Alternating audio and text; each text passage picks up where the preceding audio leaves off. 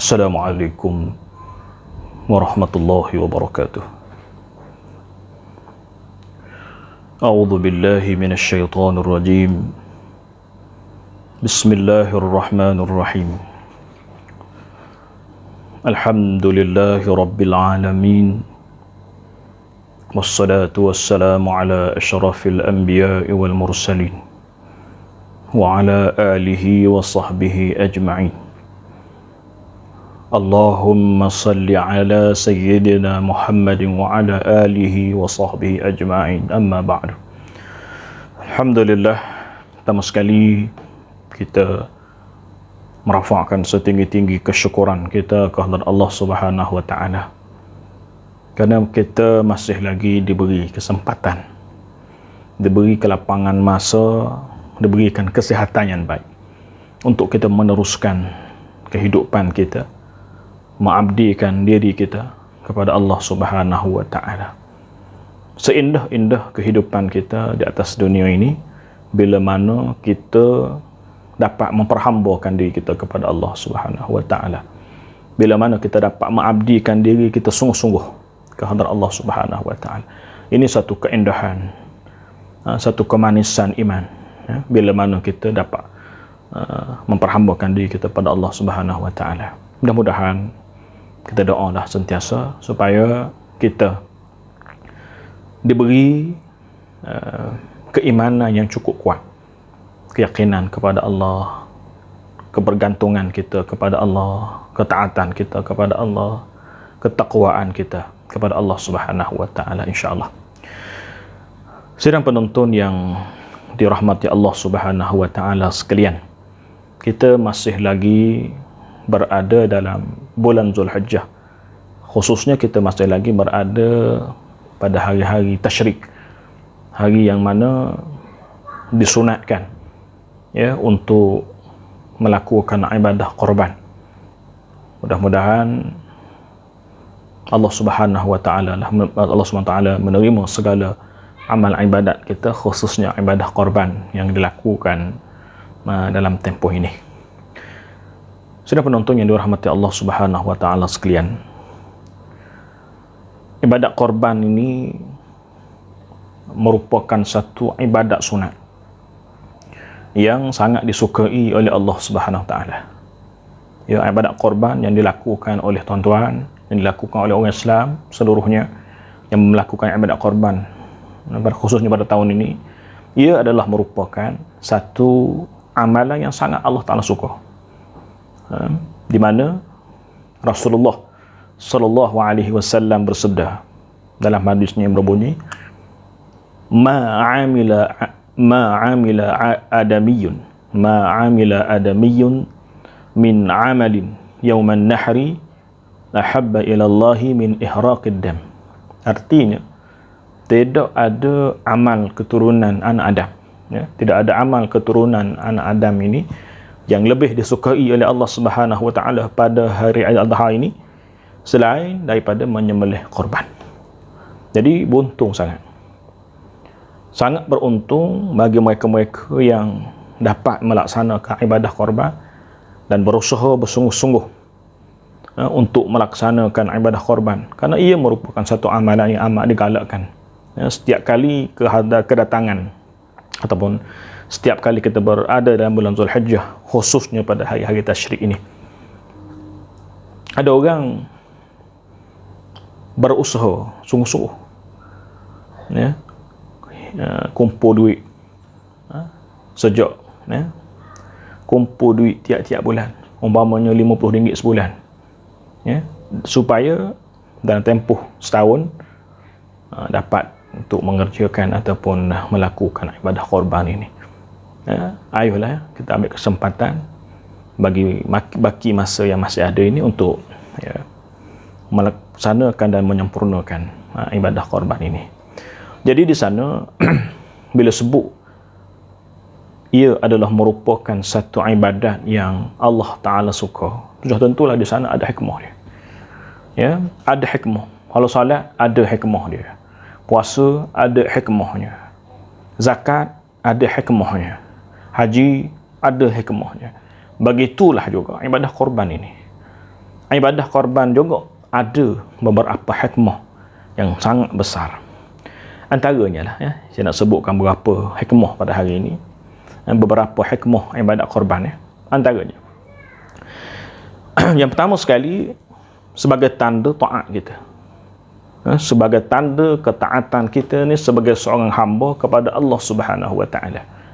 Ini tanda orang yang melakukan ibadah korban ini menunjukkan bahawa inilah dia ketaatan dia kepada Allah, ketaatannya kepada Allah Subhanahu Wa Taala. Kerana melalui ibadah korban ini, ya, melalui ibadah korban mengingatkan seseorang itu tentang peristiwa pengorbanan Nabi Ibrahim alaihissalam yang telah diperintahkan oleh Allah Subhanahu Wa Taala untuk menyembelih anaknya Nabi Ismail alaihissalam. Ya, ini satu pengorbanan yang benar-benar menguji keimanan dan kesabaran Nabi Ibrahim dan juga Nabi Ismail alaihissalam. Jadi perintah Allah Ta'ala ini sangat berat, tetapi oleh kerana dasar dilaksanakan atas dasar keimanan dan ketakwaan kepada Allah Subhanahu Wa Ta'ala, maka mereka, Nabi Ibrahim dan juga Nabi Ismail alaihissalam, melakukannya tanpa ragu-ragu. Maka atas dasar taat mereka kepada Allah Subhanahu Wa Ta'ala, atas dasar mereka ni ikhlas dalam mentaati Allah Subhanahu Wa Ta'ala, maka Allah Subhanahu Wa Ta'ala telah memerintahkan agar Nabi Ismail alaihissalam digantikan dengan seekor kibas yang untuk disembelih. Ini bukti ketaatan mereka kepada Allah Subhanahu Wa Ta'ala. Maka pengajaran kita ambil untuk kita taat sebagai satu ketaatan. Orang yang berkorban, menyembelih korban ini, binatang-binatang ternakan, yang binatang-binatang yang dibolehkan untuk berkorban itu, maka bukti mereka taat kepada Allah Subhanahu Wa Ta'ala. Kemudian yang kedua, memupuk, ya, membentuk satu sikap prihatin, ya, prihatin dan juga ambil peduli pada orang lain.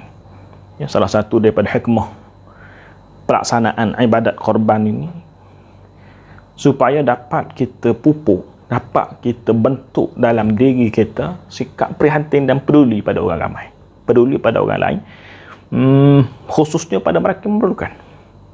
Macam mana? Melalui pengagihan, ya, daging korban kepada mereka yang berhak lah, sama ada fakir miskin ke, sahabat handai kita, jiran-jiran dan seumpamanya mereka yang memerlukan. Jadi ini tanda kecaknaan kita kepada mereka yang memerlukan, khususnya dalam keadaan sekarang ini. Kemudian lagi antara hikmah lain pensyariatan ataupun ibadat korban ini ialah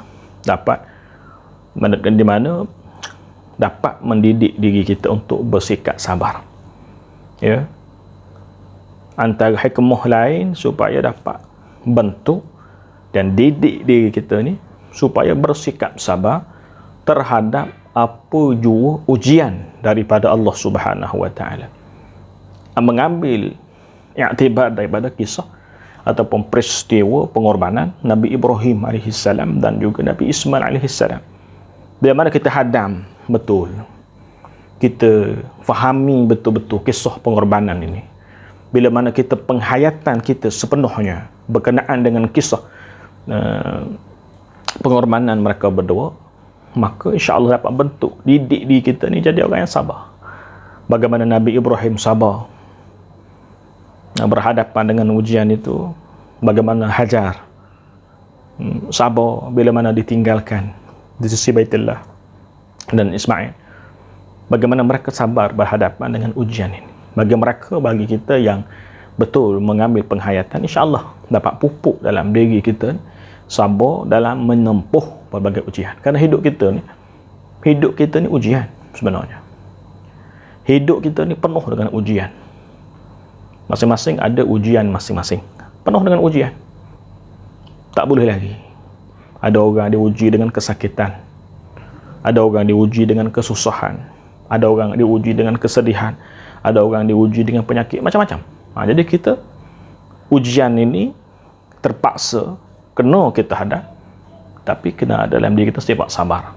Sabar dalam berhadapan dengan ujian ini. Dan peristiwa pengorbanan Nabi Ibrahim alaihissalam ini uji kesabaran kita. Uji sejauh mana kesabaran kita berhadapan menempuh ujian-ujian Allah Subhanahu wa taala. Jadi mudah-mudahan dengan kita betul-betul menghayati peristiwa ini, maka dapatlah kita berhadapan dengan ujian ini dan akhirnya kita tak mudah mengeluh. Ya.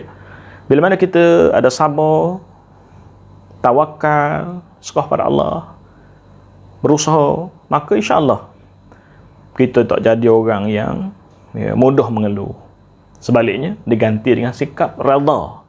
Apa saja ujian Allah, kita redha. Kita tak pernah mengeluh, tak pernah sungguh, tak pernah mengeluh atas ujian Allah Subhanahu wa taala itu, insya-Allah. Kemudian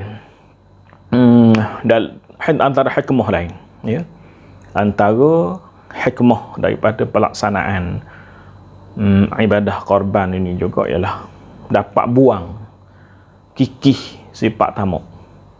Buang kikih sifat tamak, buang sifat tamak ni. Dan setelah dibuang sifat tamak itu, insya-Allah mudah-mudahan boleh kita bentuk, boleh kita wujudkan, boleh kita pupuk sifat pemurah dan pemurah, sifat pemurah dalam kita membelanjakan harta benda yang kita ada ke jalan Allah Subhanahu wa taala. Banyak orang diberi rezeki, jadi kaya raya, banyak harta benda, banyak bitih dan sebagainya, tapi kedekut ramai. Kita nak buang sifat tamak ni, kedekut, tamak, kita nak buang, nak digantikan dengan sifat pemurah. Kenapa? Kerana kita kena sedar, kita kena beringat dan yakin bahawa harta yang dianugerahkan oleh Allah Subhanahu wa taala kepada kita ini bukan hak milik mutlak kita. Rumah ke, pitih ke, mah ke, mah perak ke sebagainya, harta benda yang Allah Ta'ala beri ni bukan milik kita sepenuhnya, bukan milik mutlak kita. Tapi kita kena ingat dalam milik kita itu ada hak orang lain, ya. Dalam milik kita, dalam harta kita ada hak orang lain yang mesti kita tunaikan, ya. Hak orang lain tu umpamanya hak orang miskin, hak fakir miskin. Sebab itulah bila mana dalam harta kita itu ada hak orang lain, maka salurkanlah, ya. Maka hendaklah kita salurkan, sumbangkan, sama ada melalui sedekah, sama ada melalui infak, sama ada melalui zakat, dan begitulah juga dengan melalui ibadah korban ini. Mungkin di sekeliling rumah kita, tetangga kita, ya, di sekeliling rumah kita ada orang miskin, jiran-jiran kita yang miskin. Jadi mari bulan Zulhijjah ini, jika ada orang yang sembelih korban ataupun buat ibadat korban, maka diedarkan ataupun dibahagikan daging korban itu. Dapat menimbulkan kegembiraan kepada diri mereka, rasa gembira, rasa suka. Jadi kita berbahagi ataupun kita memberi juga rasa nikmat kepada orang lain daripada harta kita. Maka oleh sebab itu dapat buang sifat iri hati antara orang susah kepada orang kaya. Boleh buang iri hati, ya? Perasaan iri hati, dengki orang susah kepada orang kaya. Sebab dia kaya pun dia tak kedekut, dia kaya pun dia suka membahagikan, dia kaya pun suka bersedekah, jadi orang miskin suka. Tapi kalau kedekut, orang miskin ni orang akan kata kaya saja je tapi kedekut, harta banyak saja tapi kedekut. Ini orang akan kata. Maka secara tak langsung dibimbingi ada sifat iri hati, sifat dengki, dan dibimbingi boleh bawa kepada dendam dan permusuhan. Maka kita minta jauh. Sebab tu hasil daripada sedekah ini dapat menyelamatkan banyak perkara. Kemudian yang kelima sekali, hikmah yang kelima lah untuk hari ini ialah ibadat korban ini boleh melahirkan tanda syukur kepada Allah Subhanahu wa taala terhadap segala nikmat rezeki yang Allah Subhanahu wa taala kurniakan kepada kita. syukur. Jika kita bersyukur dengan nikmat Allah, ya, nescaya Allah akan tambah lagi nikmat kepada kita. Betul lah, orang yang buat ibadat korban, bersedekah, ya, laksanakan ibadat korban, berzakat dan lain, infak harta dan lain, ini bukti bahawasanya mereka ni ada sifat syukur dalam diri mereka. Mereka berbagi nikmat ini, ada rasa sifat syukur.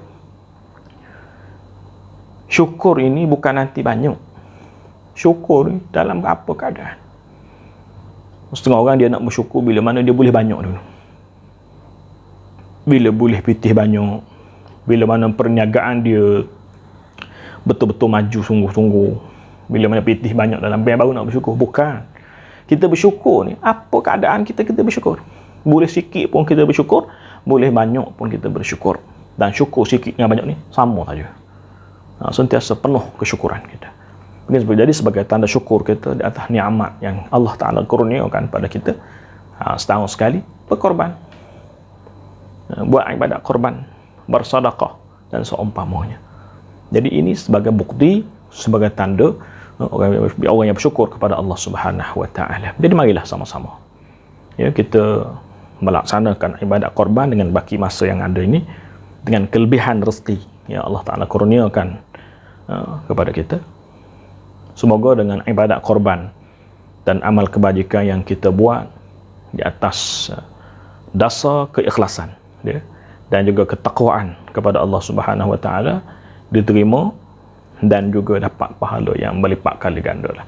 Mudah-mudahan akhir sekali kita boleh masuk syurga Allah, ya, Subhanahu Wa Ta'ala. Jadi ambil kesempatan lah, ya, ikhlaskan niat kita, kita lakukan ibadat korban.